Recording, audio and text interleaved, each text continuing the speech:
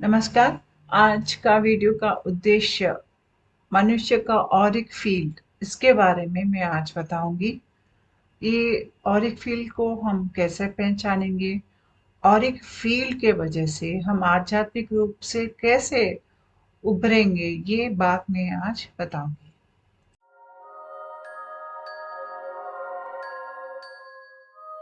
हमारी जो लोक है, हमारा जो शरीर है, ये स्थूल रूप लोक है और स्थूल शरीर है। जो भी चीजें आपको धरती पे नजर आते हैं, अपने जीवन में आप महसूस करते हो, वो सब स्थूल रूप से रहते हैं।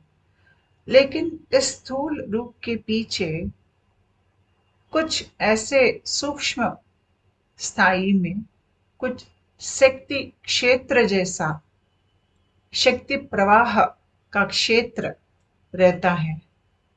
हमारे जो भी वस्तु है उसमें एटम्स मॉलिक्यूल्स रहते हैं। अगर आप एटम्स को बहुत करीब से अंदर की और देखेंगे तो आपको समझ में आएगा कि इसमें इलेक्ट्रॉन्स है, प्रोटॉन्स है, ये सब चार्ज पार्टिकल्स होते हैं। तो जो स्थूल रूप से हमको एक लोक देखने को मिलता है, इसके पीछे या इसके नीचे आधार बहुत सारे शक्ति का क्षेत्र है। और ये शक्ति क्षेत्र में शक्ति के प्रवाह के वजह से ये स्थूल रूप, उसके आधार पर ये हम अनुभव कर सकते हैं। ये शक्ति क्षेत्र हमको दिखाई नहीं देते, महसूस नहीं कर सकते हैं। जब हम आध्यात्मिक रूप से ऊपर की तरफ हमारी शरीर की स्पंदना बढ़ती है तो आपको शक्ति क्षेत्र की प्रवाह आपको महसूस होगी। आपके अपने शरीर में ये ऑरिक फील्ड आपको महसूस होगी, जैसे कि कुछ इलेक्ट्रिसिटी आपके शरीर के अंदर से दौड़कर ऊपर की तरफ आ रही है, आपको ऐसे महसूस होगी। और अगर आप दो उंगली ऐसे लगाएंगे तो वो यहाँ से बाहर निकलती है, ऑरिक फील्ड। और इसको हम व्यान वायु कहते हैं आयुर्वेदा में। तो ये जो शक्ति क्षेत्र हमारे इर्द गिर्द हमारे शरीर के अंदर से आता है और हमारे इर्द गिर्द रहता है और चलते रहता है निरंतर ही, इसकी वजह से हम सुरक्षित रहते हैं। इसके अंदर हम सुरक्षित है, ये हमारा सुरक्षा कवच है। हमारी आध्यात्मिक शक्ति, हमारी मानसिक शारीरिक की जो स्थाई है, जो एक स्वस्थता की जो स्थाई है, उसको ऐसे बरकरार रखने में ये हमारी सहायता करती है। तो हम अगर हमारी शरीर को देखेंगे तो ऊपर से ये शरीर तो स्थूल लगता है, लेकिन इसके अंदर बहुत सारे कोशिका हैं। जैसे कि ऊपर का हमारा देह है अन्नमय कोशा, उसके अंदर है प्राणमय कोशा। प्राणमय कोशा, यहीं पे आपको प्राण की संचलन आपको महसूस होने लगेगी। जब हम आध्यात्मिक रूप से हम आगे बढ़ रहे हैं तो चक्रा का घूमना, कुंडलिनी शक्ति, प्राण की जो बहाव है, वो सब हमको प्राणमय कोश में महसूस होता है। उसके अंदर है मनोमय कोश, यहाँ पे हमारी जो बहुत सारे भावना जो है वो सब यहीं पे है। उसके अंदर है विज्ञानमय कोश, हमारे अंदर की जो अंतर्दृष्टि है, हमारे अंदर की जो सोचने का जो या ज्ञान रूप में जो भी है वो सब यहाँ से आता है। और उसके अंदर है आनंदमय कोश।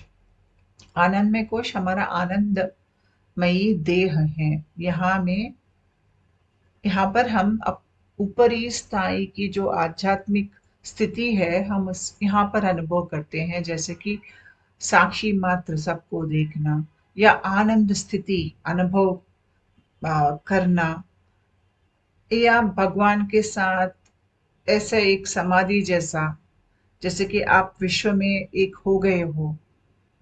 ऐसी स्थिति सब आपको आनंदमय कोश से आते हैं। और उसके अंदर रहता है हमारा जीवात्मा। तो ये जीवात्मा, ये कहाँ पर रहता है हमारे शरीर में? ये यहाँ पे रहता है, ये जो हार्ट रीजन है वहां पे रहता है। तो हमारे शरीर में जो मैंने अभी आपको ये ऑरिक फील्ड दिखाया है, ये है हमारा व्यान वायु। हमारे शरीर के अंदर ये प्राणमय कोश में बहुत सारे वायु हैं। उसमें मुख्य 5 वायु जो है वो है उदान वायु, प्राणवायु, व्यान वायु, समान वायु और अपान वायु। ये सब मिलकर काम करते हैं। इसके साथ और भी वायु है, छोटे वायु। अगर ये वायु काम नहीं करेंगे तो हम जीवित नहीं रह सकते हैं। तो अगर हम स्वस्थ हैं या हम में कुछ समस्या है मानसिक रूप से या शारीरिक रूप से, ये सब कहाँ से उत्पन्न होता है? जब हमारे शरीर के अंदर प्राण की बहाव सही तरीके से नहीं होता है तो वो बाहर एक रोग जैसा, मानसिक या शारीरिक रोग जैसा वो प्रतीत होता है। हम जीवित रहते हैं क्योंकि हम सांस लेते हैं, और सांस आता है यहाँ पे प्राण का वायु रहता है। वैसे तो हम सभी वायु को प्राण वायु कह सकते हैं, लेकिन जब हम ये वायु शरीर में कहाँ बह रहा है, अगर वो आप शरीर के अंदर कहाँ किस तरफ ये बहाव है, अगर आप वो देखेंगे तो इसका अलग अलग नाम आ जाएगा। एक ही प्रवाह है लेकिन अलग अलग जगह अलग अलग तरीकों में बहता है, तो इसके अलग अलग नाम है। तो जो प्राण इस भाग में है इसको हम प्राणा कहते हैं। हम जीवित हैं क्योंकि हम सांस लेते हैं। और जो पेट के नीचे की तरफ जो आपको लाल रंग में दिख रहा है वो अपाना है। तो पेट के पास क्या होता है, प्राणा ऊपर की तरफ जाता है और अपाना नीचे की तरफ जाता है। जब प्राणा ऊपर की तरफ जाता है और अपाना नीचे की तरफ जाता है, हम सांस लेकर छोड़ सकते हैं। जैसे कि आप ये प्राणा सोचिए, ये अपाना सोचिए, ये दोनों ऐसे हैं। तो जब आप अंदर की तरफ सांस लेते हो तो एब्डोमेन नीचे की तरफ जाता है, तो प्राण नीचे की तरफ जाता है, अपाना भी नीचे की तरफ जाता है, या अपाना प्राणा को नीचे की तरफ खींचता है।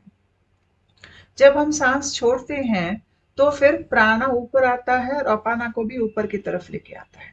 तो प्राणा अपाना ऐसे ऊपर नीचे जब ये फोर्स दोनों तरफ जाता है, ऊपर नीचे एक मोटर जैसा काम करता है, तो हम सांस लेते हैं और छोड़ते हैं।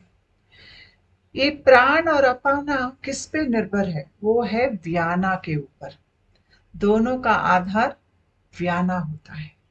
जब ये व्याना वायु ठीक तरीके से बहता है तो हम ठीक तरीके से सांस लेते हैं।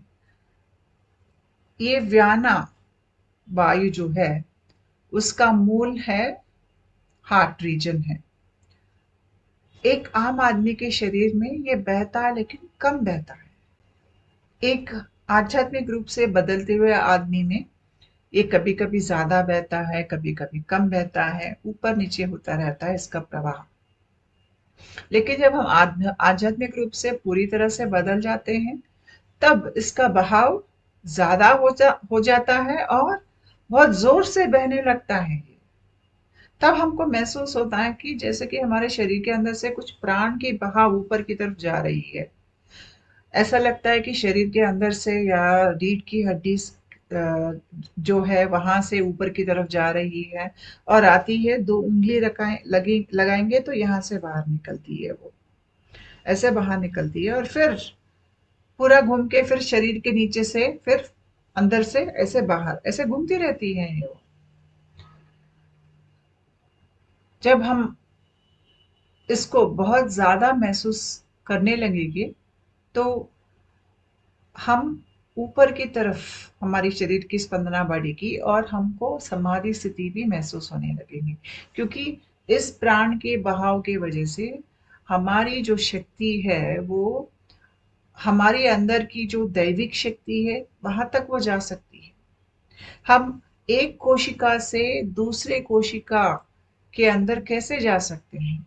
प्राणा की वजह से जा सकते हैं। ये प्राण की बहाव जब ऊपर की तरफ जोर से होती है तो हम सब कुछ को प्रश्न करते हैं। हमारे ज़िंदगी में जो होता होता है, हमारे जो विचार है, जो हमारे सोचने की तरीका है, जो हमारा अ अ, प्रवर्तन है, वो उचित है या अनुचित है, ये सब हम पूछने लगते हैं, सब कुछ करने लगते हैं। जो भी हमको सिखाया गया है, जो भी हमारे बड़ों ने हमको बताया है, सबको हम क्वेश्चन करते हैं।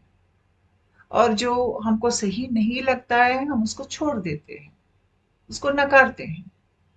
और जो हमको सही लगता है, सही का मतलब जो हमारे यूनिवर्सल ह्यूमन वैल्यूज है, यानी कि मौलिक मानवता की जो आप कह सकते हैं कि वैल्यू सिस्टम जो है, जैसे कि अहिंसा, सबका सम्मान करना, झूठ नहीं बोलना, सब में आप सबके तरफ आप शांति से रहना चाहते हैं, आप हिंसा को पसंद नहीं करते हैं। ये सब ह्यूमन वैल्यू सिस्टम कह सकते हैं इसको। तो हमारी विचारधारा, हमारी सोचने की तरीका, सब उसके हिसाब से रहता है।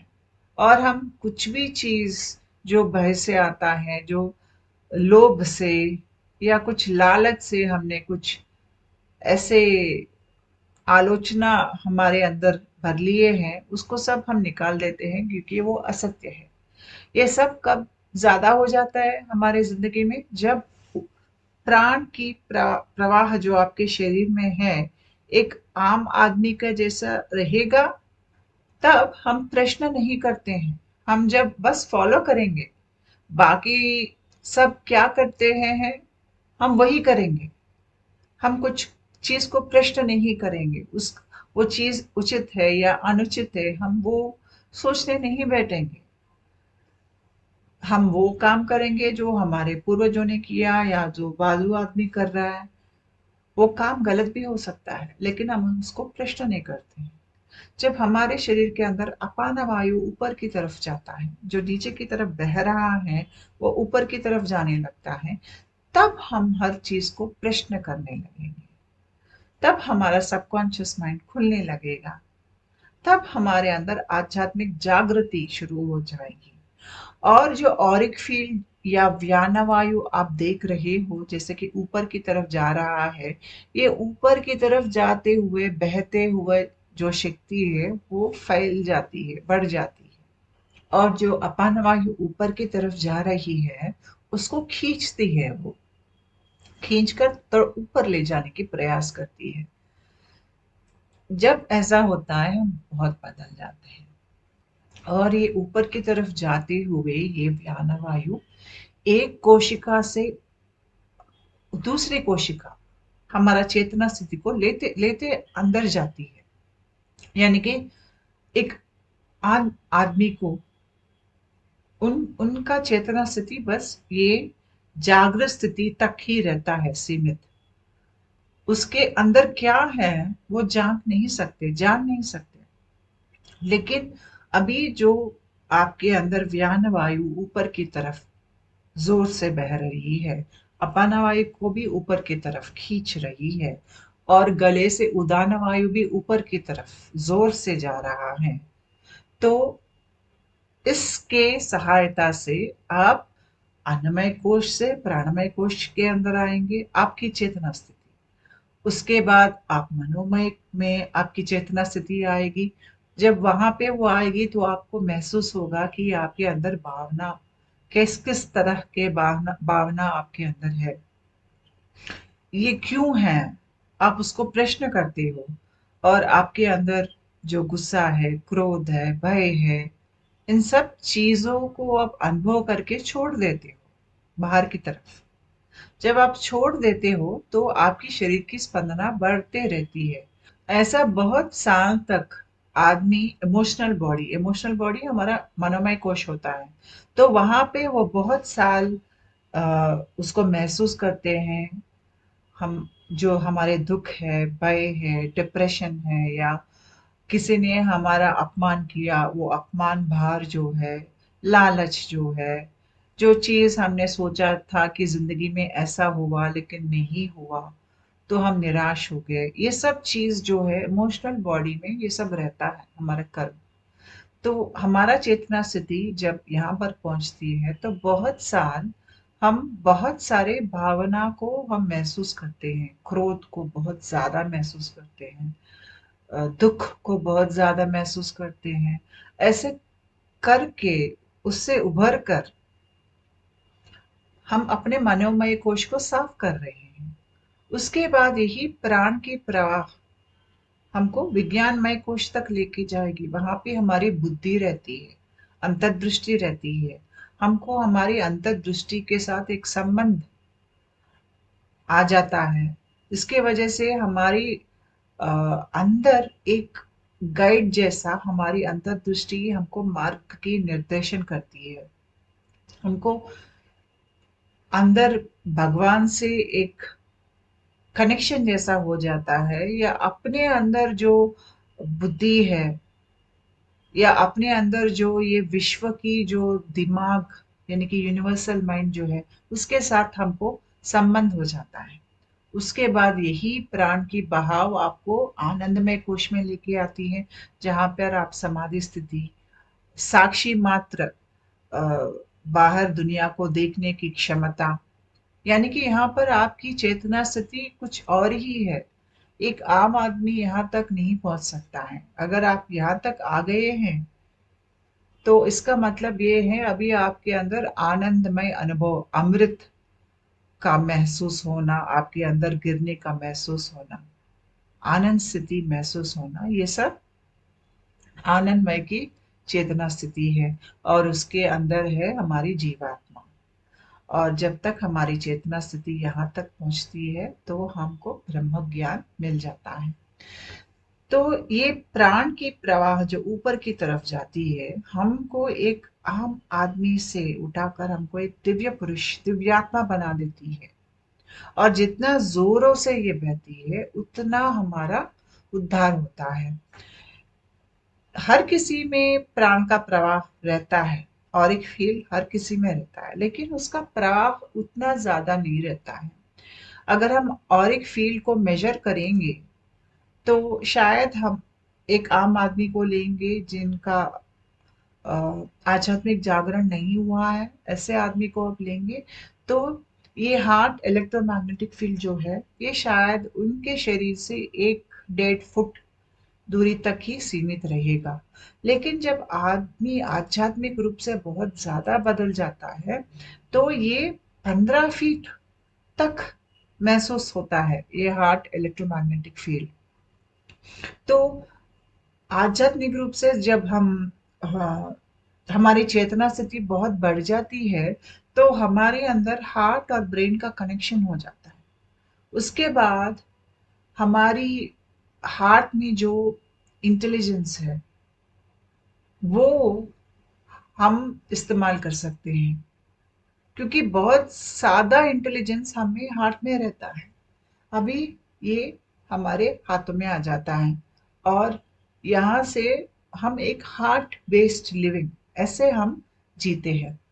तो ये हार्ट इलेक्ट्रोमैग्नेटिक फील्ड, इसको हम अलग अलग इंस्ट्रूमेंट्स के साथ हम इसको जान सकते हैं, जैसे कि मैग्नेटिक रेजोनेंस इमेजिंग है, ईईजी है, आर्ट रेट वेरिएबिलिटी है, और क्रिलियन फोटोग्राफी है। तो पहले वाला जो है विच इज दी एमआरआई, इसमें क्या होता है कि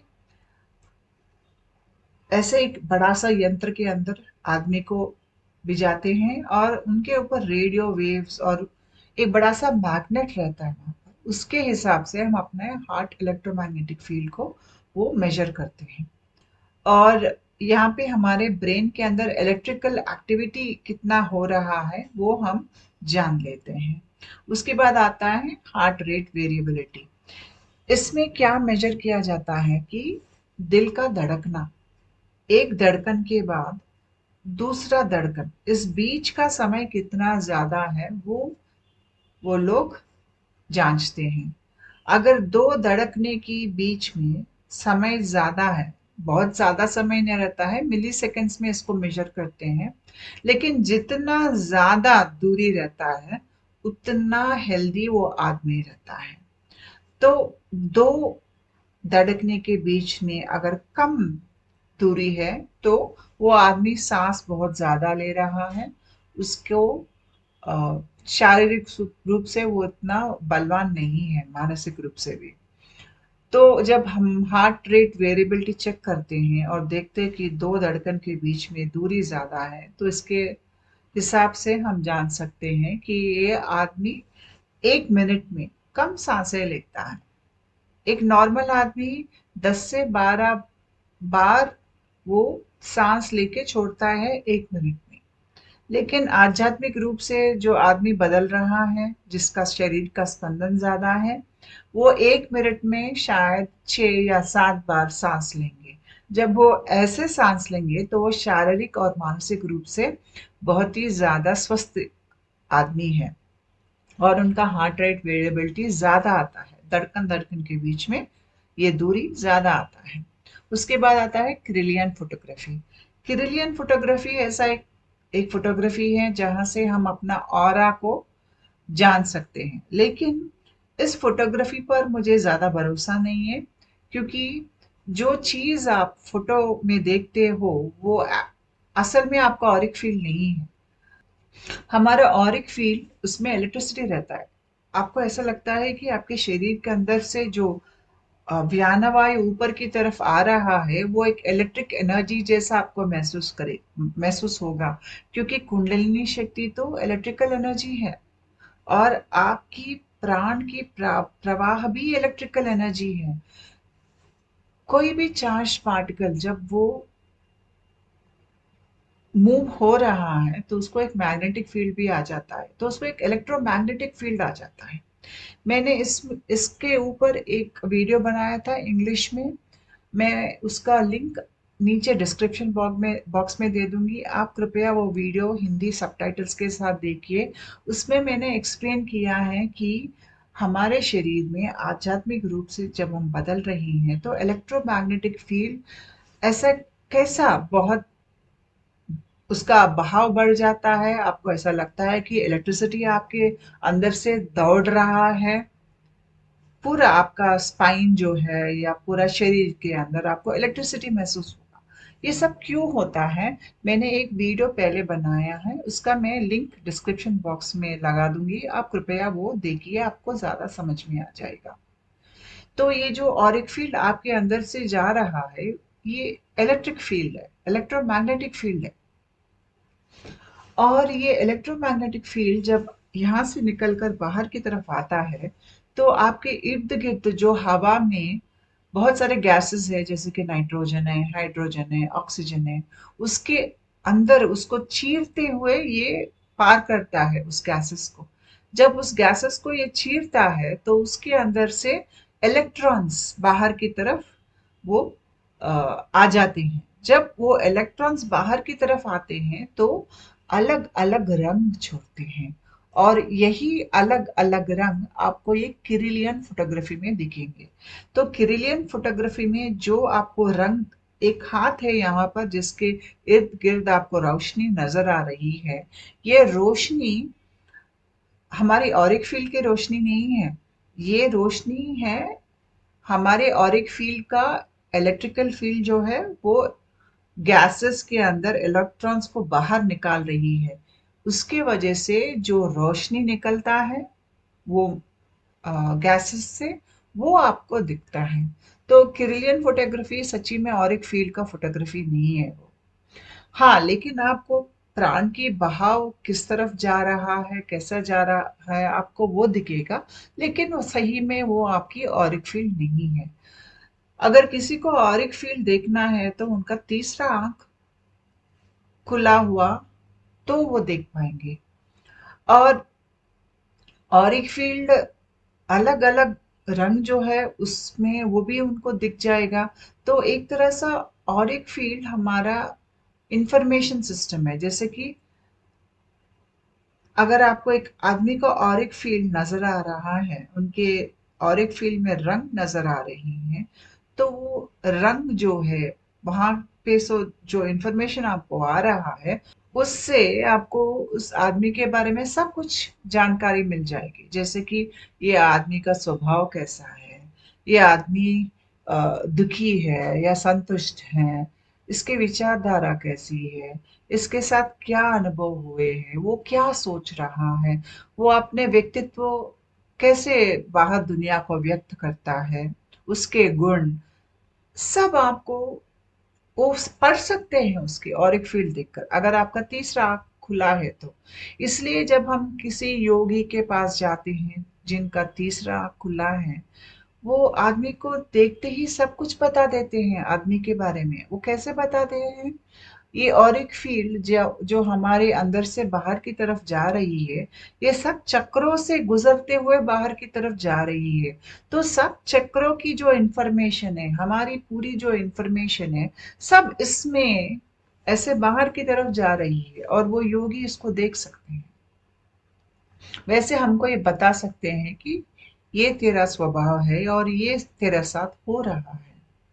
तो जैसे मैंने पहले बोला है इस वीडियो में कि प्राणवायु आधारित है अपाना वायु में, क्योंकि ऊपर नीचे की तरफ जो मूवमेंट है, प्राणा और अपाना आधार बनता है व्यान वायु, और व्यान वायु का आधार बनता है समान वायु। तो ये सभी वायु मिलके काम करते हैं और व्यान वायु हमारा बायो इलेक्ट्रिकल फील्ड है, यानी कि हमारी अंदर की जो इलेक्ट्रिकल एनर्जी है जो हम देख सकते हैं, वो है ये ऑरा। और ये कहाँ से शुरू होता है? हमारे हार्ट से शुरू होता है। हमारे अनेकों कोशिका है, हमारे अंदर शक्ति है, हमारे अंदर कांति है। तो ये सब कहाँ से आता है? ये सब आता है मूल रूप से। कहाँ से शुरू होता है ये सब शुरू होता है हमारे जीवात्मा से जो यहाँ पर स्थिर है। जीवात्मा का तत्व होता है प्रकाश तत्व, और जो भी शक्ति हम अलग अलग रूप में, शायद वो एक शक्ति क्षेत्र जैसा हम व्यक्त करेंगे, या भावना जैसे व्यक्त करेंगे, या जैसे कि आलोचना वैसा, या भौतिक रूप से जो हम व्यक्त करते हैं, अलग अलग स्थाई पर जो भी हम व्यक्त करते हैं, उस सब के पीछे हमारा जीवात्मा है। हमारा जीवात्मा का तत्व ही प्रकाश है, और वो जीवात्मा का प्रदेश जो हमारे अंदर है वो हार्ट रीजन है। और व्यान वायु का भी वो शुरू होता है यहाँ से, हार्ट से। इसलिए जब व्यान वायु बहुत ज्यादा हमारे शरीर के अंदर से ऐसे कंटिन्यूअस बहते रहता है, ऐसे ऊपर की तरफ जाकर फिर नीचे से ऊपर की तरफ आके ऐसे घूमते रहता है, बहुत ज्यादा बहेगा तो हम समाधि स्थिति में जाते हैं और हमको ब्रह्म ज्ञान भी आता है। हमारे जो जागृत स्थिति जो है, जैसे कि आध्यात्मिक जागरण की दो रूप बहुत ही, जो एक उसमें जो बहुत कॉमन है वो है टॉप डाउन अवेकनिंग। ये टॉप डाउन अवेकनिंग शक्तिपात के वजह से होता है। और एक होता है कुंडलिनी जागरण जो नीचे से लेकर ऊपर की तरफ जाता है। इन दोनों के बारे में भी मैंने वीडियो बनाया था इंग्लिश में। मैं उनका भी लिंक डिस्क्रिप्शन बॉक्स में देती हूँ। आप वो दो वीडियो देख लेंगे तो आपको समझ में आ जाएगा कि टॉप डाउन अवेकनिंग यानी कि ऊपर से शक्तिपात जो हमारे गुरु से मिल सकती है या हमको भगवान से, सृष्टि से मिल सकती है, ये टॉप डाउन अवेकनिंग और कुंडलिनी अवेकनिंग, ये दोनों में फर्क होता है। ये दोनों क्या है ये आपको समझ में आ जाएगा। तो ये व्याना वायु बहुत जोर से बहना तो टॉप डाउन अवेकनिंग और कुंडलिनी अवेकनिंग दोनों में होता है। लेकिन जब ये टॉप डाउन अवेकनिंग है तो ये बहुत आपको शरीर के अंदर से बाहर की तरफ व्याना वायु ही घूमता है, और व्याना वायु ही आदमी को आत्मज्ञान तक लेके जाता है। इलेक्ट्रोमैग्नेटिक फील्ड सिर्फ हमको ही नहीं, बहुत सारे वस्तु को रहता है। किसी में कम, किसी में ज़्यादा। ग्रहों को भी हो सकता है। जैसे कि भूमि को एक अच्छा स्ट्रॉन्ग इलेक्ट्रोमैग्नेटिक फील्ड रहता है। लेकिन अगर आप मार्स को देखेंगे, यानी कि कुछ कुजग्रह जो कहते हैं उसको देखेंगे, तो उसका इलेक्ट्रोमैग्नेटिक फील्ड नहीं रहता है। कुछ कुछ ग्रहों को रहता है, कुछ कुछ ग्रहों को नहीं रहता है। अगर आप गुरु ग्रह को लेंगे तो उसका तो बहुत ही ज्यादा रहता है उसका इलेक्ट्रोमैग्नेटिक फील्ड। जितना ज्यादा इलेक्ट्रोमैग्नेटिक फील्ड हमारे शरीर के इर्द गिर्द घूमता है, उतना हम सुरक्षित रहते हैं। ये इलेक्ट्रोमैग्नेटिक फील्ड जो आदमी में अच्छा बहने लगता है, तो वो अपने पुराने जख्म से बाहर निकल सकता है। कुछ रोग हैं उससे बाहर आ जाएंगे। कुछ ऐसे दुर्लभ परिस्थिति जो जिंदगी में है, निस्सहाय स्थिति जो जिंदगी में आदमी में महसूस करता है, अनुभव करता है, उस सब से बाहर आ जाएंगे वो। क्योंकि ये ऊपर की तरफ जाते हुए शक्ति आपको ऊपर की तरफ लेके जाएगी, ऊपर की स्पंदना की तरफ। और जब आपकी शरीर की स्पंदना स्थिति बढ़ जाएगी तो आपकी जीवन शैली बदल जाएगी। आप ज्यादा आनंद प्रतीत आप करेंगे, या आप बहुत क्रिएटिव हो जाएंगे। पुराने जख्म आपके बहुत भर जाएंगे। आप शारीरिक मानसिक रूप से सही संतुलन में आ जाएंगे। आपकी जो इलेक्ट्रोमैग्नेटिक फील्ड है आपको वो सुरक्षित रखेगी। कोई आपके आपके ऊपर कुछ बुराई करने को देख रहा है, या आपके ऊपर बुरी नजर डाल रहा है, या कुछ बुरी दुष्ट शक्ति आपको सताने के लिए वो ट्राई कर रही है, तो हमारे इलेक्ट्रोमैग्नेटिक फील्ड जो है हमको वो सुरक्षित रखती है। और ऐसे सब नेगेटिविटी को वो बाहर की तरफ फेंक देती है, उसको पुश कर देती है बाहर की तरफ। इसके वजह से हम सुरक्षित रहते हैं। ये हमारी सुरक्षा कवच है, बबल है, एक प्रोटेक्टिव बबल। और इसके अंदर हम सुरक्षित हैं। और इसके अलावा हम अपने अंदर की जो क्रिएटिविटी है उसको हम वहां तक हम पहुंच सकते हैं। कुछ जिंदगी में हमको चाहिए, हमको मैनिफेस्टेशन करना है, वो भी हम कर सकते हैं। क्योंकि ये व्यान वायु का मूल होता है हमारा हार्ट चक्र।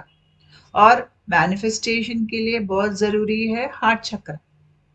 यही से हम मैनिफेस्ट करते हैं। तो ऊपरी स्थिति की जो आध्यात्मिक स्थिति जो है वहां तक जाने के लिए भी व्यानवायु को अच्छा उसका बहाव रहना चाहिए। वैसे ही हमारे भूमि को भी इलेक्ट्रोमैग्नेटिक फील्ड है।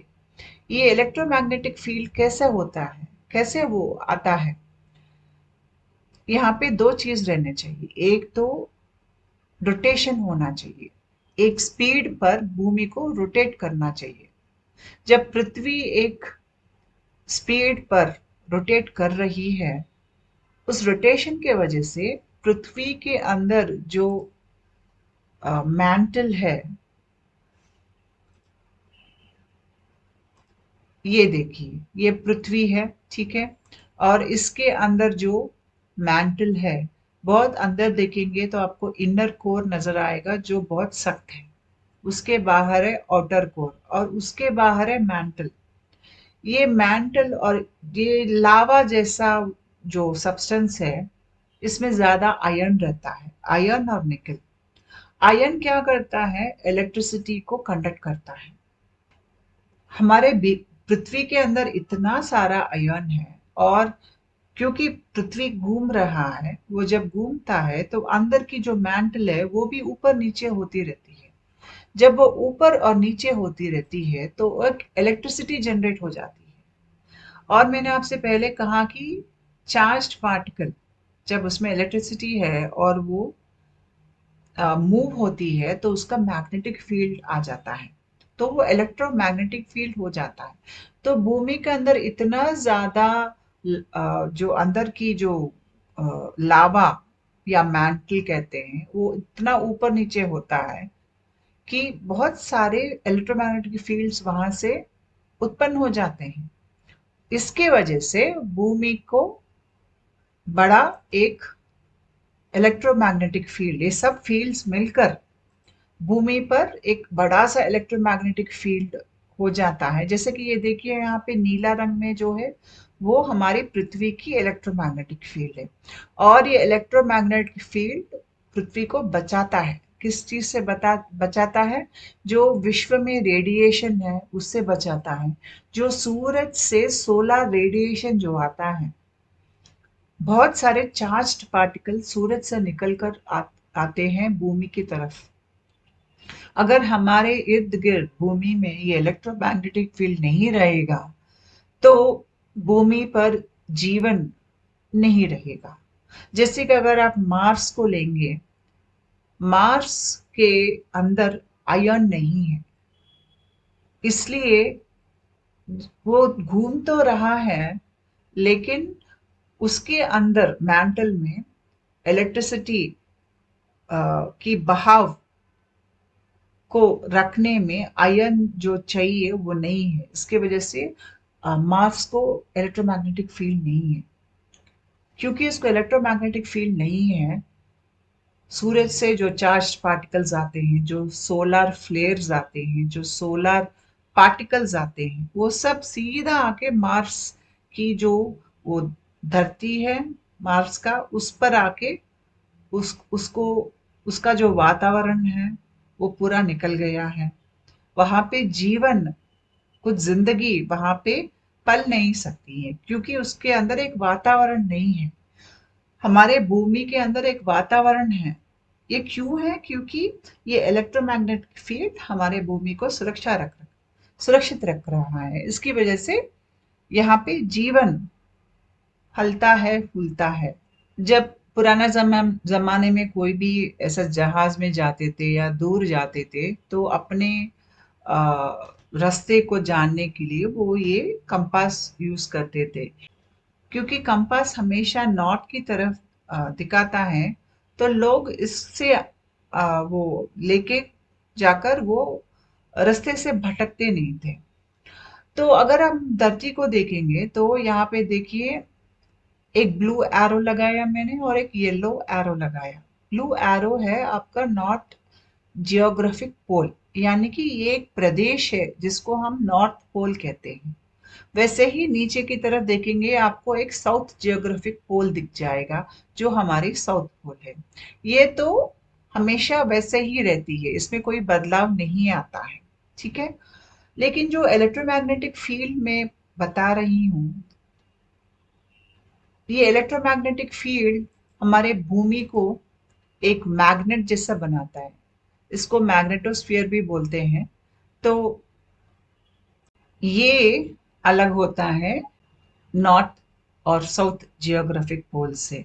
सो ये नॉर्थ जियो मैग्नेटिक पोल जो यहाँ पे लिखा है और जो येलो वाला एरो आपको दिख रहा है वो है हमारी पृथ्वी का इलेक्ट्रोमैग्नेटिक फील्ड। और ये इलेक्ट्रोमैग्नेटिक फील्ड एक जगह नहीं रुकता है, ये इसमें बहुत सारे बदलाव आते हैं। कभी कभी बहुत ज्यादा हो जाता है इसका बहाव, या ये कम हो सकता है। ये शक्ति का क्षेत्र है, ये स्थूल रूप में नहीं रहता है। शक्ति का क्षेत्र है। जो स्थूल रूप में रहता है वो नॉर्थ और साउथ जियोग्राफिक पोल है। जो एक शक्ति क्षेत्र जैसा रहता है वो है हमारा जियो मैग्नेटिक पोल जो नॉर्थ और साउथ में है। वो बदलते रहता है, कभी कभी वो थोड़ा कम होता है, कभी कभी बहुत अच्छा बहता है, कभी कभी नॉर्थ साउथ में आ जाता है, नॉर्थ और साउथ नॉर्थ में आ जाता है। वैसे भी बदलता है। और किस आधार पर बदलता है? जब हमारे धरती के अंदर की जो ये मैंटल जो है, उस बहाव किस तरफ जा रहा है, उस बहाव की बदलाव के साथ बाहर की ये इलेक्ट्रोमैग्नेटिक फील्ड का रूप भी बदलते रहता है। लेकिन ये रूप बदलने के लिए बहुत हजारों साल लग जाते हैं क्योंकि ये मैंटल जो भूमि के अंदर उसका बहाव है उसको बहने में वो बहुत धीरे से चलता है। इसके वजह से हमारे इलेक्ट्रोमैग्नेटिक फील्ड में जो बदलाव आने हैं वो बहुत हजारों सालों के बाद बदलाव आता है। उसके बदलाव 1-2 महीने या 1-2 साल में नहीं होता है। तो कभी कभी ये कम होता है, कभी ज्यादा हो सकता है, और कभी कुछ परिस्थिति में ये इलेक्ट्रोमैग्नेटिक फील्ड काम भी नहीं करेगा।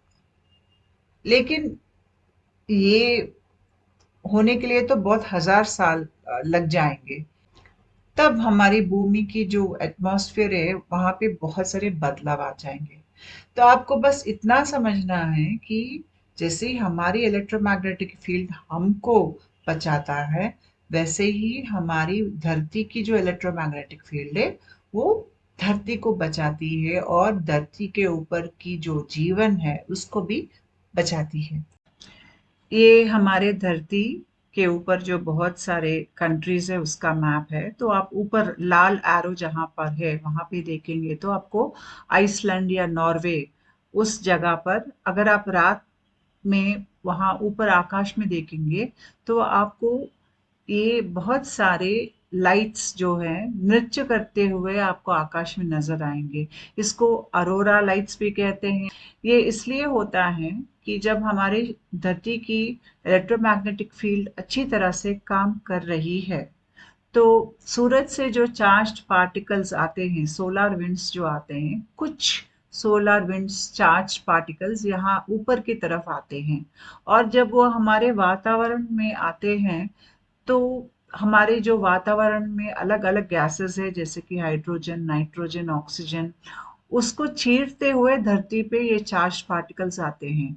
और जब ये गैसेस को चीरते हैं तो गैसेस के अंदर जो इलेक्ट्रॉन्स है वो बाहर आ जाते हैं, और जब ये इलेक्ट्रॉन्स बाहर की तरफ आते हैं तो ये दृश्य आपको आकाश में नजर आ जाएंगे। अलग अलग रंग आते हैं क्योंकि अलग अलग स्थाई पर इलेक्ट्रॉन्स गैसेस से बाहर निकल कर आ रहे हैं। तो रात भर ये नजर आपको दिखेगा। जब आपको ये दिख रहा है तो समझ लीजिए कि धरती की इलेक्ट्रोमैग्नेटिक फील्ड सुरक्षित है। और जब धरती की इलेक्ट्रोमैग्नेटिक फील्ड सुरक्षित है तो हम इस धरती पर सुरक्षित हैं। अगर हम धरती का इलेक्ट्रोमैग्नेटिक फील्ड का उदाहरण हम अपने शरीर के हिसाब से देखेंगे तो मैंने कहा दो चीज है, एक तो है रोटेशन और दूसरा जो है आयन का रहना। अगर ये दोनों रहेंगे तो बहुत ही ज्यादा दृढ़ होगा हमारा इलेक्ट्रोमैग्नेटिक फील्ड। तो जो रोटेशन हमारे शरीर में होता है वो होता है चक्र में, जो हमारे रीढ़ के हड्डी में, उससे जब ऊपर की तरफ व्याना वायु ऊपर की तरफ जाती है तो बहुत सारे चक्रों के अंदर से ऊपर की तरफ जाती है। वो चक्रा सब घूमते हैं, सो रोटेशन आपको आ जाता है। और ये व्याना वायु जब ऊपर की तरफ जाती है तो आपको यहाँ पे नजर आएगा कि यहाँ भी आपको देखिए यहाँ पर आर्टरीज और वेन्स है।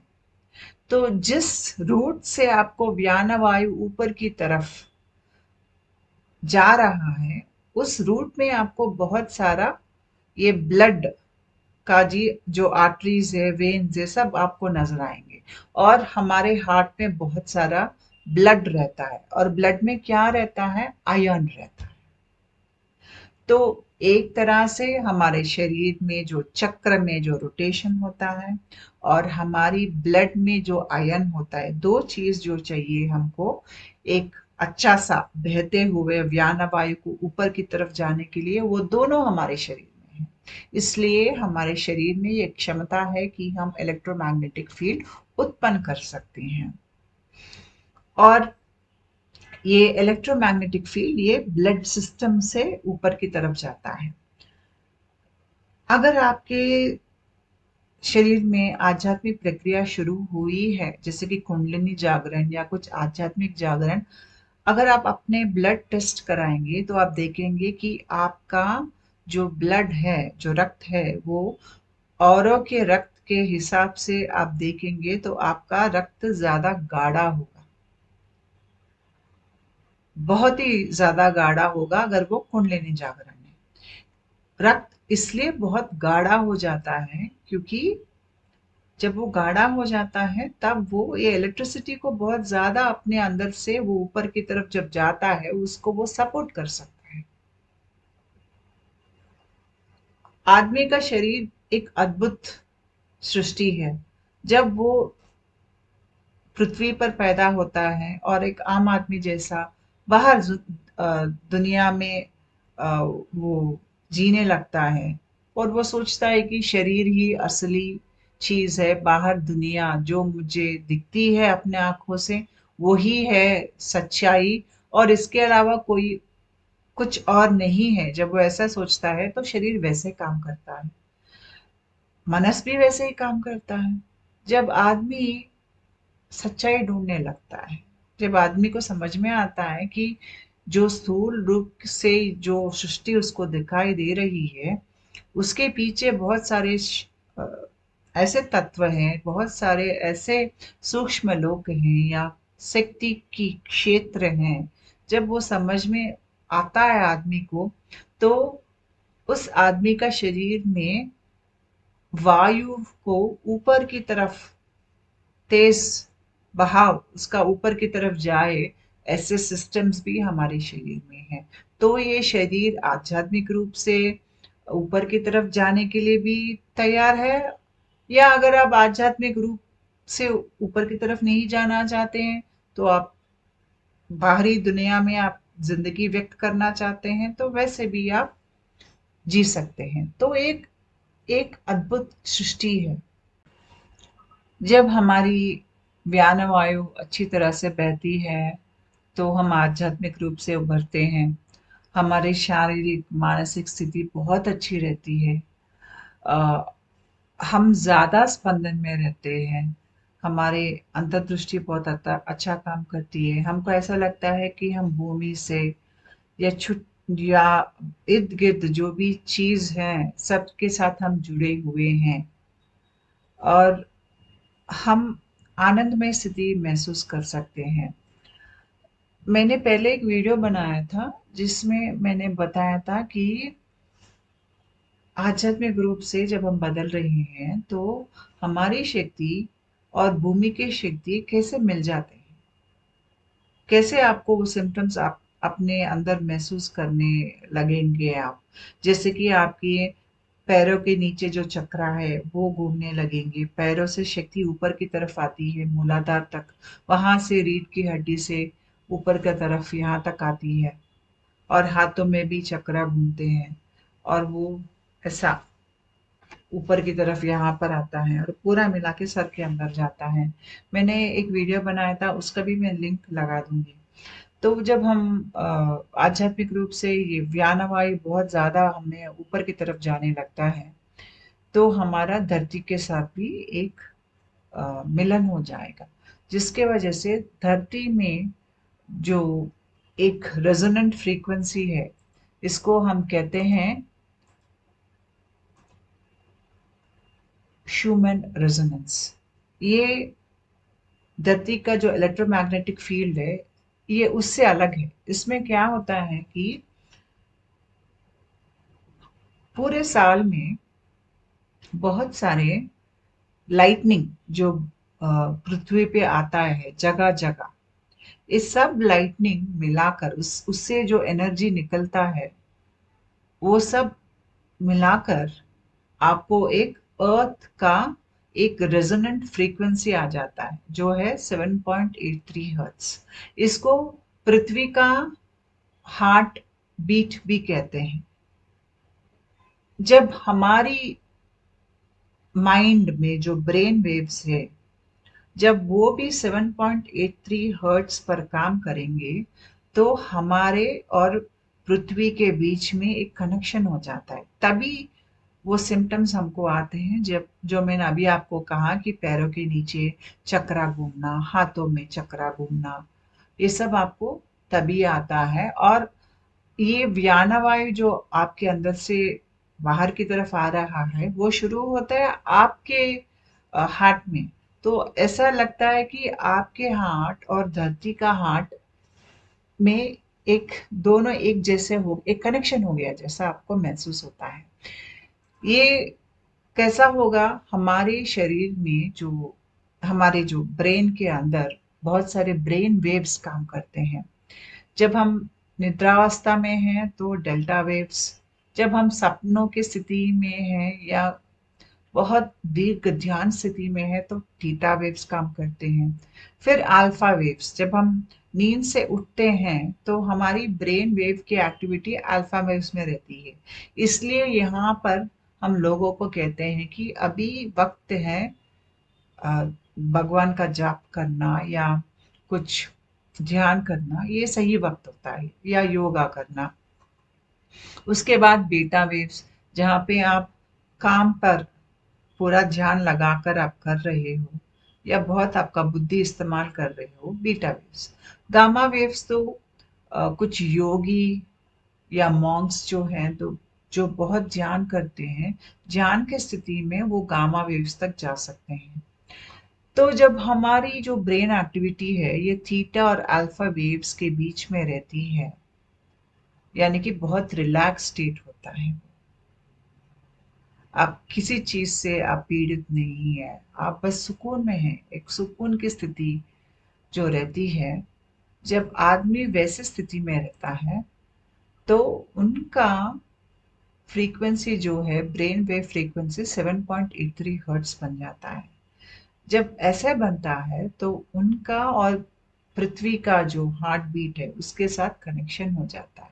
तो एक तरह से हम ये पृथ्वी से जुड़ जाते हैं स्पंदन के रूप में। और अगर इसको और भी बढ़ाना है तो हमको ज्यादा वक्त प्रकृति में बिताना पड़ेगा, बिना चप्पल के धरती पर चलना, समुद्र में नहाना, नदी में नहाना, बड़े बड़े झाड़ों के नीचे बैठना, इस सब के वजह से क्या होता है, हमारा और ये भूमि का जो ह्यूमन रिजोनेंस है उसके बीच में संबंध हो जाता है, जिसके वजह से हमारी हेल्थ बहुत अच्छी रहती है। हम बहुत ऐसे निडर और एक शांत अवस्था में हम रह सकते हैं, जो ऊपरी चेतना स्थिति की वो क्वालिटीज होती हैं। जब आदमी वैसे मानसिक और शारीरिक रूप से एक सुकून तक पहुंच जाता है, उससे आगे उनकी शरीर की स्पंदना और भी ज्यादा बढ़ जाती है। अगर हम अपने ऑरिक फील्ड को देखना चाहेंगे तो वो उतनी आसानी से दिखता नहीं है। अगर आप अपने हाथ एक काले कपड़े के बैकग्राउंड में या कुछ सफेद जो वॉल रहता है उसके सामने अगर आप ऐसे रख देंगे तो आपको ऐसा एक बहुत करीब से देखेंगे तो एक ऐसा आपको लाइन जैसा दिख जाएगा। बस इतना ही दिखता है किसी को भी अगर आप बहुत बहुत करीब से देखेंगे, लेकिन हमारा जो ऑरिक फील्ड है उससे भी बढ़कर है। जिनका तीसरा आंख खुला है वही उसको देख पाएंगे। ये एक सिद्धि जैसा है, हर किसी को नहीं दिखता है ऑरिक फील्ड। अगर एक आदमी का तीसरा आंख खुला है उसका मतलब ये नहीं है कि वो ऑरिक फील्ड देख सकते हैं। कुछ लोग देख सकते हैं, कुछ लोगों को ऑरिक फील्ड दिखता है, कुछ लोगों को आदमी का दूसरे आदमी का एनर्जी महसूस होता है। वो एनर्जी, वो अच्छी एनर्जी है या बुरात्मा की एनर्जी है, वो देखते ही उनको अंदर महसूस होने लगता है। किसी और को आदमी के ऑरिक फील्ड नहीं दिखेगा, लेकिन आदमी के चेहरा बदलते हुए दिखेगा, उसकी असली जो अ, प्रवृत्ति है वो उस आदमी के अंदर दिखने लगेगा। जैसे कि आप किसी के साथ बिजनेस डील करना चाहते हैं, वो आदमी आपके पास आता है, आप उसको देखेंगे तो आपको बहुत अच्छा होनहार आदमी लगेगा, अच्छे ख्याल का, वेल बिहेव्ड है। लेकिन थोड़ा उस आदमी को आप बहुत करीब से देखने लगेंगे, उसका खूबसूरत सा चेहरा भी आपको, वो चेहरा थोड़ा बदलते हुए दिखेगा, जैसे कि आंखें बड़े हो गए हैं, आंखें लाल दिख रही हैं, या उसका जो माउथ है वो बहुत ऐसा खुलकर वो ऐसा ऊपर बड़ा बड़ा हो गया है। तो आपको उस आदमी का जो असली स्वभाव है, उसका मुख पे जो बदलाव आपको आपके सर के अंदर, आपके ब्रेन के अंदर जो दिख रहा है, उसका असली रूप आपको दिखने लगेगा। जैसे कि ये आदमी बहुत ही ज़्यादा आलसी है, शायद जो काम इन्होंने कहा कि वो करेंगे, वो नहीं करेंगे। या ये बहुत ही ज़्यादा ग्रीडी है, तो जिस काम के लिए वो पैसे लेंगे, उससे वो संतुष्ट नहीं रहेंगे, और भी आपसे लेने की प्रयास करेंगे। ये आप वो आदमी को देखते ही आप पहचान जाओगे। तो किसी लोगों को ऑरा दिखता है, किसी को दूसरों का एनर्जी अपने अंदर महसूस होता है, और नहीं तो किसी और को ऐसा चेहरा बदलते हुए दिखते हैं। जब वो चेहरा बदलते हुए दिखते हैं तो आदमी के अंदर कुछ मोटिव्स हैं, या कुछ दुर्लक्षण है, या कुछ अच्छे लक्षण है, सब आपको दिख जाएंगे। उसका उनका जो असली रूप है वो आपसे नहीं छिपा पाएंगे। और हमारे ऑरा में क्या रहता है? हमारे ऑरा में हमारे बारे में इंफॉर्मेशन रहता है, हमारे थॉट्स, हमारे व्यक्तित्व, और इसमें बहुत सारे रंग भी रहते हैं, क्योंकि ये व्यान वायु ऊपर की तरफ जाते हुए सब चक्रा से गुजर रही है। सब चक्रा में जो मटेरियल है वो आपको और एक फील्ड में दिखेगा। अगर आपको और एक फील्ड दिख रहा है, तीसरे आंख खुल गया है और दिखने लगा है, तो आदमी का मूल स्वरूप क्या है आपको दिखने लगेगा। जब किसी को ऐसा लाइट पिंक ऑरा है, तो आप जान लीजिए कि वो आदमी प्रेम तत्व में रहता है। किसी के इर्द गिर्द ऐसा बहुत काला जैसा ऑरा है, तो आप जान लीजिए कि ये आदमी चीटिंग करने को देख रहा है। तो ऑरा से भी आप जान पाओगे, लेकिन बहुत कम लोगों को ऑरा दिखता है। जब हमारी शरीर में व्यानवायु ऊपर की तरफ जाती है, तो सर के अंदर जो हाइपोथैलेमस, ये रीजन रहता है ब्रेन के अंदर, इसके ऊपर अलग अलग न्यूरोट्रांसमीटर्स का उत्पत्ति होती है। न्यूरोट्रांसमीटर्स ब्रेन में भी तैयार होते हैं और स्पाइनल कॉर्ड में भी तैयार होते हैं। हमारे शरीर में अलग अलग जगह में तैयार होते हैं, लेकिन ज़्यादातर हाइपोथैलेमस के ऊपर की भाग पर तैयार होते हैं। तो यहाँ पर हमें अनेकों न्यूरोट्रांसमीटर्स तैयार होते हैं।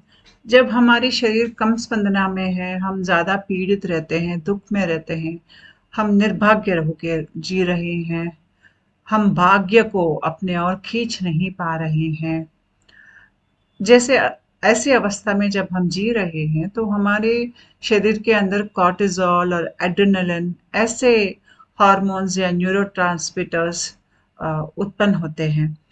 लेकिन जब हम आनंद स्थिति में जाते हैं, अ, जब हम बहुत शांत स्थिति में रहते हैं, तो हमारे शरीर के अंदर जो न्यूरोट्रांसमीटर्स की उत्पत्ति होती है वो बदल जाती है। जब हम ऊपर स्पंदन की तरफ जाते हैं, तो हमारे शरीर में ऑक्सीटोसिन, गाबा, ग्लूटामेट, डोपामीन ऐसे न्यूरोट्रांसमीटर्स उत्पन्न होते हैं।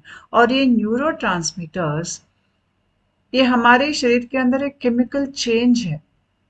तो जैसे स्थिति हम अपने ज़िंदगी में आकर्षण करते हैं, जैसे लोगों को हम अपने ज़िंदगी में आकर्षण करते हैं, ये सब हमारे अंदर जो हार्मोन्स और न्यूरोट्रांसमीटर्स की उत्पत्ति होती है, उसके हिसाब से हम अट्रैक्ट करते हैं।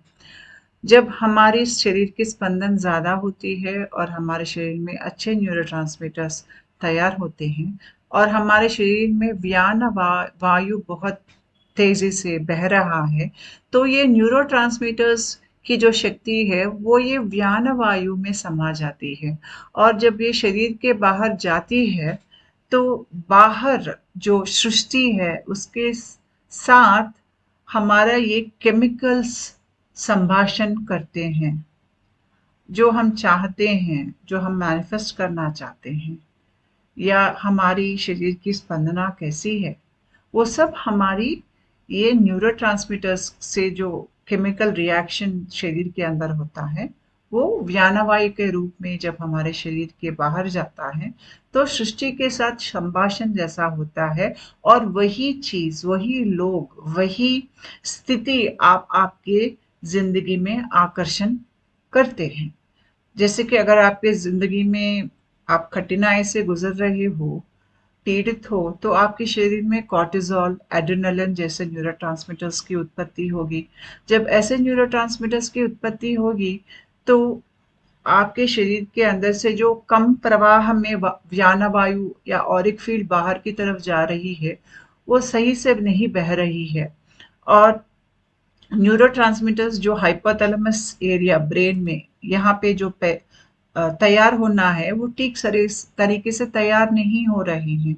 तो बाहर के और जाते हुए और एक फील्ड सृष्टि को ये बता रही है कि मैं बलहीन हूँ, कि मैं पीड़ित हूँ, मैं अनलकी हूँ। तो ऐसे परिस्थिति और भी ज्यादा पीड़न वेदन करने वाले स्थिति आप आकर्षित करेंगे। आप नहीं जानते आपकी शरीर के अंदर जो केमिकल रिएक्शंस होते हैं, उसके आधार पर ही आपके भविष्य के अनुभव भी आएंगे।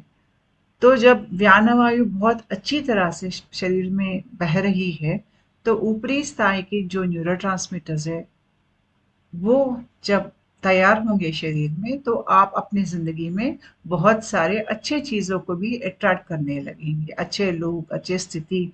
अगर आप कुछ व्यापार शुरू कर रहे हो, तो सही लोग आपकी ज़िंदगी में आएंगे जो आपके व्यापार को ऊपर की तरफ ले जा सकेंगे, और आप अच्छे अच्छे लकी सिचुएशंस आप ज़्यादा आप आकर्षित करेंगे।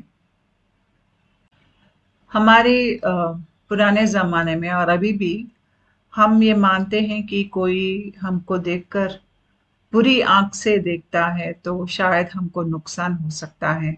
इसलिए बहुत सारे व्यापारी, आम लोग भी अपने आप को बुरी नज़र से बचाने के लिए तरह तरह के साधन की इस्तेमाल करते हैं, जैसे कि नमक और ये मिर्ची का इस्तेमाल करना, या नींबू का इस्तेमाल करना, या हम ये पंपकिन लेकर उससे हमारा घर का या व्यापार का आरती कर कर उसको हम तोड़ देते हैं। नारियल को भी इस्तेमाल करते हैं। ये सब करने से हम ये सोचते हैं कि जो बुरी नज़र है वो उसका प्रभाव हमारे ऊपर से निकल जाएगा। तो जब हमारी ऑरिक फील्ड अच्छा बह रहा है, तो कोई भी हमको बुरी नज़र से देखेगा, तो हमारे ऑरिक फील्ड ही उसको, उस बुरी नज़र को दूसरी की तरफ उसको पुश कर देगी। हम दूसरों के बुरे नज़र से या उनके जो अंदर वो जेलसी है, उसका प्रभाव हमारे ऊपर नहीं होगा। लेकिन जब हमारी ऑरिक फील्ड बदलते रहता है स्पिरिचुअल अवेकनिंग में, कभी कभी कम होता है, कभी ज़्यादा बहता है, ऐसे स्थिति में हम बाहर लोगों से जो हमारी तरफ बुरी नज़र से देखते हैं, या वो लोग ये चाहते हैं कि हम कठिनाई से गुजरे ज़िंदगी में, हम तबाह हो जाए, या कुछ दुष्ट शक्ति भी हो सकती है जो हमारे ऊपर वो आना चाहती है, हमको सताना चाहती है, हमको भयभीत करना चाहती हैं।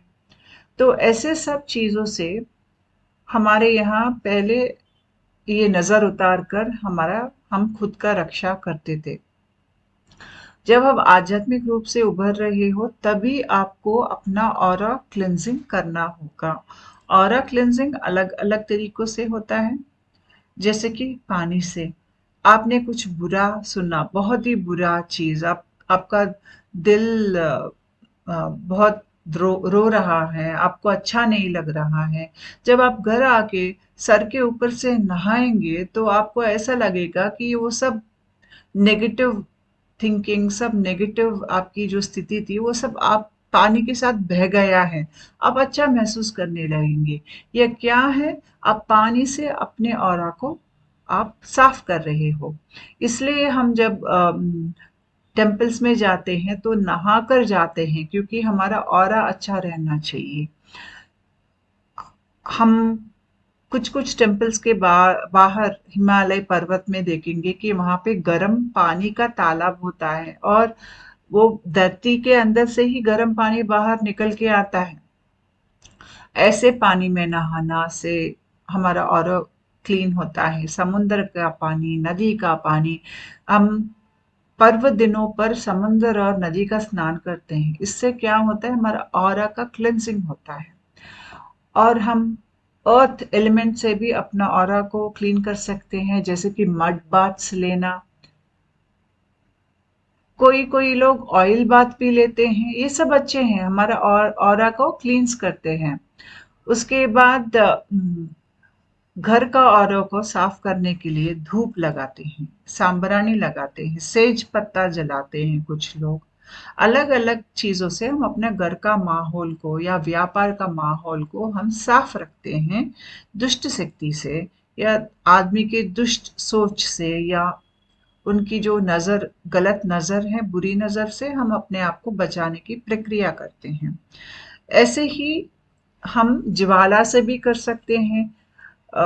साउथ में एक ऐसा एक विधान है जहां पर अगर बहुत बुरी नजर लग गया किसी आदमी को, तो वो आदमी को बिठाकर एक नया सा सफेद कपड़ा लेके उसको ये सेसमी ऑयल जो है, तिल का तेल जो है, उसमें वो कपड़े को डुबोकर वो कपड़े को जलाते हैं जब वो आदमी कपड़े को देख रहा होता है। वो क्या होता है कि फायर से, यानी कि ज्वाला से ऑरा का क्लीनिंग हो रहा है। वो जब वो पूरी तरह से वो कपड़ा जल जाएगा, तो ये आदमी को बहुत सारा ऐसा यॉर्निंग होना शुरू हो जाएगा। और यॉर्निंग होने के बाद वो आदमी थक कर सो जाता है, और जब तक वो उठता है तो वो ठीक हो जाता है। तो अलग अलग ऑरा क्लेंजिंग रहता है। तो जब आप आध्यात्मिक रूप से आप बदल रहे हो, शरीर की स्पंदन बढ़ रही है, तो अपना ऑरा को हम हमेशा क्लीन करो, उसको क्लीन रखो। आप साफ सफाई वाला जगह में रहो, रोज 2 बार नहाओ, कपड़े बदलो। और जो ऐसा धूप या दीप जैसा आप लगाते हो, घर के जो माहौल है उसको प्रोटेक्ट करने के लिए, वो सब इस्तेमाल करो, वो सब इस्तेमाल करो। और जो पर्व दिनों है या कुछ पुष्कर की स्नान हो, वैसे स्नान करो जिसके वजह से आपकी शरीर की ऑरा और भी अच्छा आपको प्रोटेक्ट करे। Thank you.